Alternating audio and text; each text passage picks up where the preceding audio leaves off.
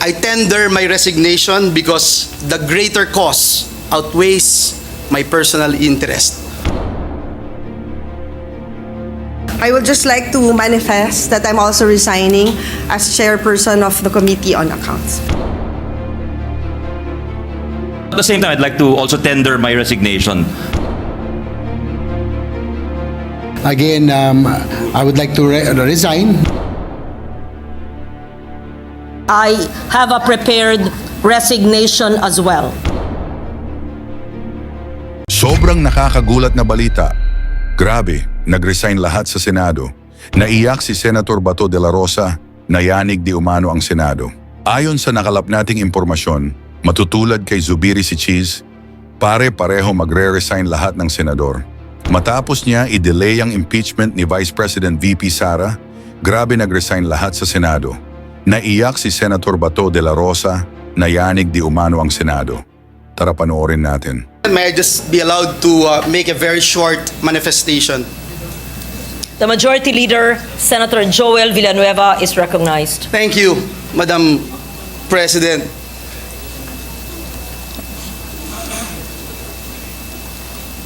Let me start by saying, Madam President, na kulang po ang salita upang ipaabot ang taus-puso nating pasasalamat sa ating inspirational leader, ating naging Senate President Migs Zubiri. Maraming salamat, SP Migs. Maraming salamat.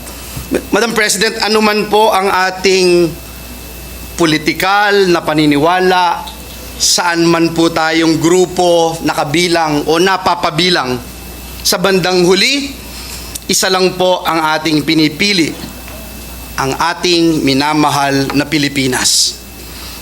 Being part of the leadership, Madam President, carries a cost, requiring leaders to be ready to consistently make sacrifices, prioritizing the interest of their organization, institution, or even their country above their own self-interest.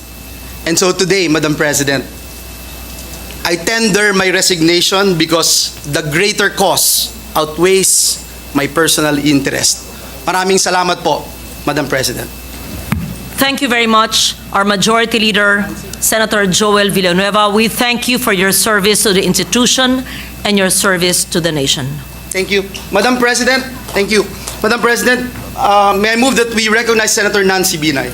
Senator Nancy Binay is recognized. Thank you, Madam President. I would just like to manifest that I'm also resigning as chairperson of the Committee on Accounts and Tourism and Ethics. Thank you, Madam President. We take note of the manifestation of Senator Nancy Binay. We thank you for your dedication to duty as well. Madam President, Senator Sani Angara is also seeking the floor. I move that he be recognized. We recognize Senator Sani Angara, Chairman of the Committee on Finance. Thank you to the beauteous presiding officer. Majority Leader, I'd like to pay tribute to our outgoing Senate President, our outgoing Majority Leader, our outgoing Senate President Pro Temp, and the leadership team, who was a very productive. I think there's no reason, of course, emotions may dictate that they bow their heads, but there's no reason to bow their heads.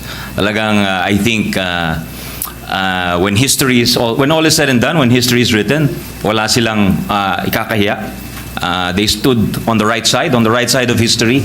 I think when this institution was under threat, pinaglaban ni Senate President Zubiri ang ating institusyon, pinaglaban niya ang ating taumbayan dun sa mga gustong solohin ang kapangyarihan. To our Majority Leader, thank you for being here day in, day out, late, along with Senator JV's team. To you, it's a very productive team, so I just want to thank. But at the same time, I'd like to also tender my resignation as the chairperson of the Committee on Finance, the chairperson of the Committee on Youth, and the chairperson of the Subcommittee on Constitutional Amendments, in order to give the new leadership a free hand to choose who they wish to fill up these positions. And I thank our colleagues for the chance to serve them for the last 5 years as the chairperson of the Committee on Finance. I think we achieved real progress together, and I think if at all I was able to empower you to fulfill or to realize your advocacies. I think yun ang masasabi po natin. And I wish the incoming chairperson, Senator Grace Poe, is a great senator, very hardworking, the best on the job. She's definitely up to it, and of course to the new leadership, Senate President Cheese Escudero, I wish you and your team the best, sir. Thank you, Madam President. Thank you po. We would like to thank Senator Sonny Angara for his brilliance, his fairness, his dedication to duty as chairman of the Senate Committee on Finance, a post I held before him. Thank you so much, Senator Sonny. We appreciate the work you've done. Madam President, Majority Senator Leader. JV Ejercito, our Deputy Majority Leader is seeking the floor. I move that he be recognized, Madam President. Our Thank you. Deputy Majority Leader, Senator J.V. Ejercito, is recognized. Thank you, Madam President. First of all, I'd like to thank the Senate President Juan Miguel Zubiri for the trust and confidence.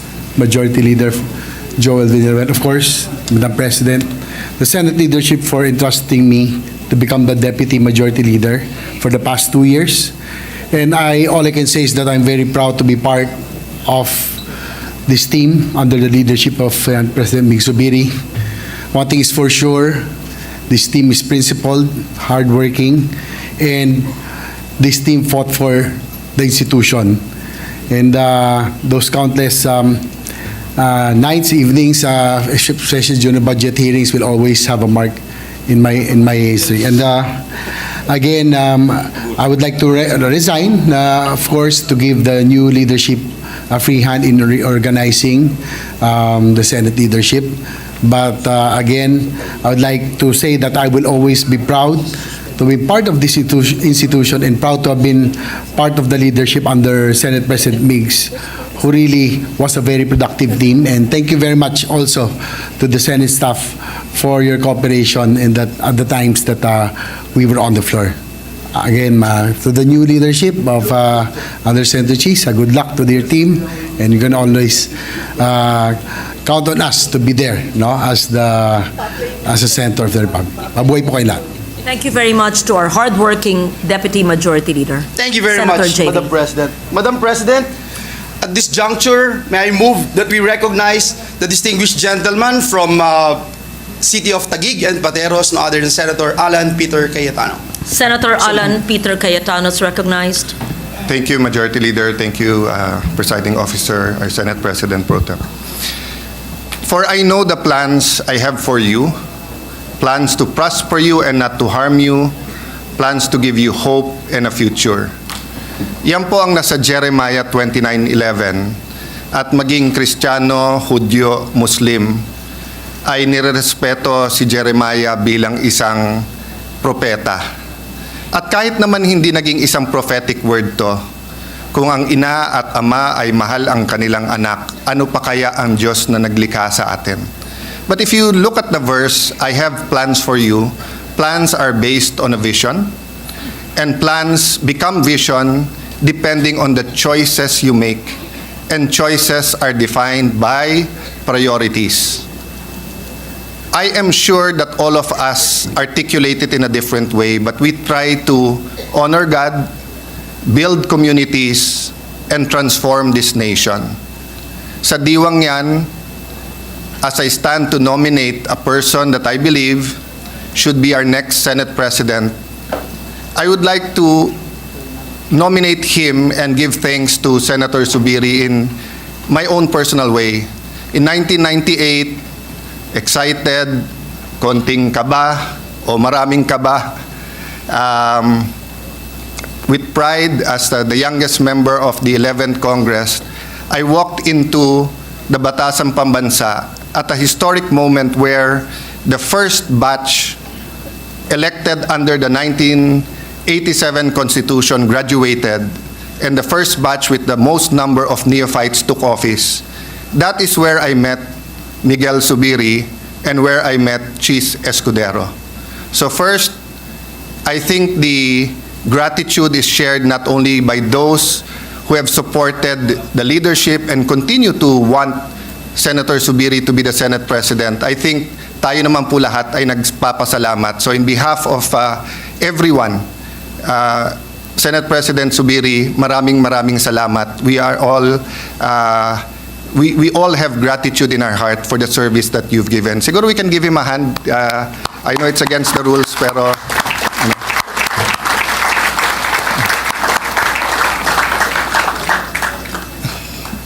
so in 1998, even then, Mig Zubiri was much more fashionable than Cheese Escudero.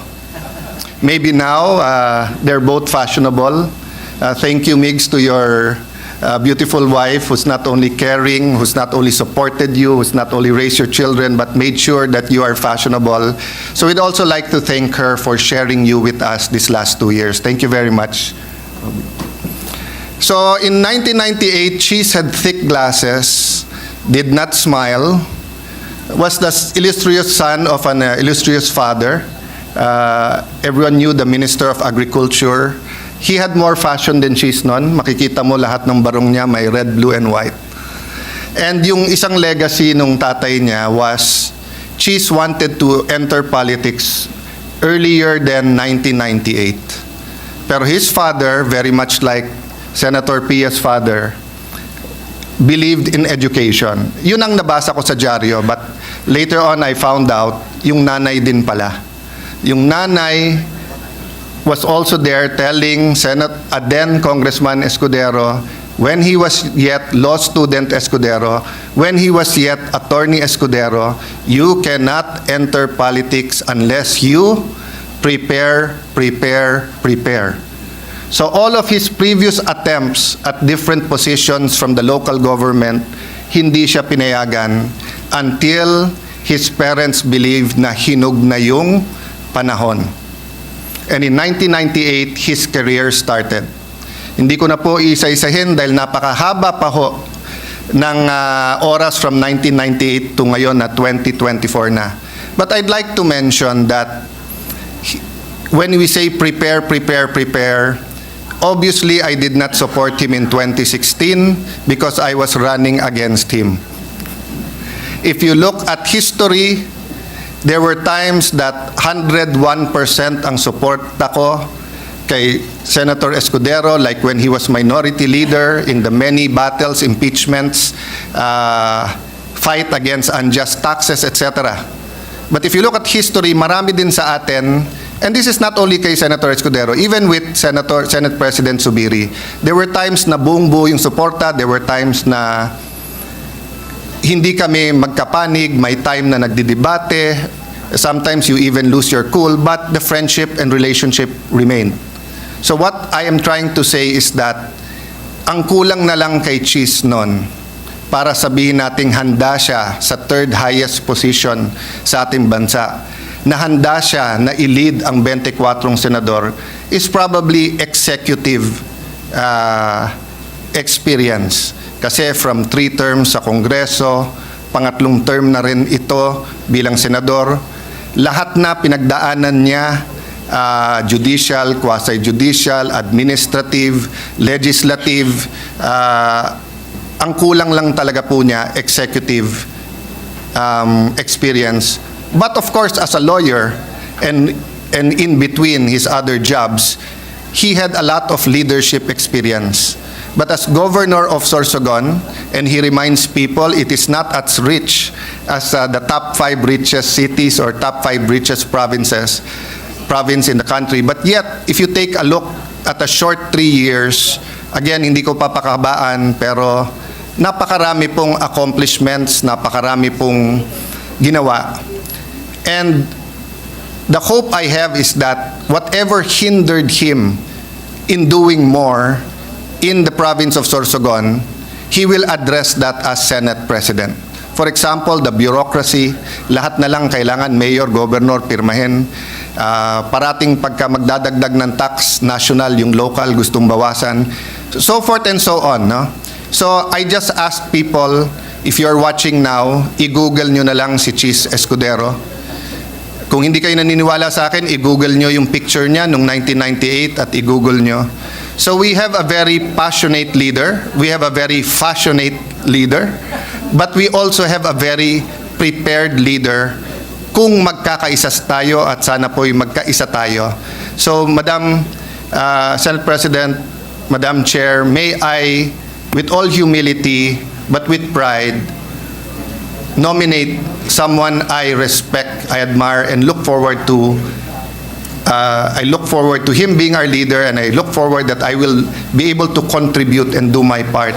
May I respectfully and humbly nominate Francis Cheese Escudero as Senate President this afternoon. Thank you very much, Madam Chair. Thank you very much, Senator Alan Peter Cayetano. We take note of your nomination of Senate President Francis Cheese Escudero. May I hear from the Deputy Majority Leader, Mark Villar?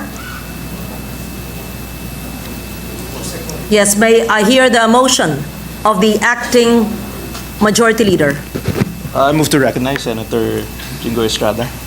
Can you please speak louder? Sorry, I move to Yes. recognize Senator Jingo Estrada. Is that another motion for I nomination? move that we close the period of nomination, Madam Yes. President. We take note of the nomination. Thank you. And the period of nomination for the Senate President is now closed. Hearing no objection, hearing none, the motion for nomination of the Senate President of the Philippine Senate is now closed. May we hear a motion from the Acting Majority Leader, Senator Mark Villar? With the permission of Senator Villar, since there are no objections and there's only one candidate, I move that we elect Senator Escudero by acclamation, and that the chair bang the gavel, symboling that we elect Senator Escudero as our new Senate President. Thank you, Madam Chair. Any objections? Hearing none. The election of Senate President Francis Cheese Escudero is hereby recognized. Congratulations, Senator Francis Cheese Escudero.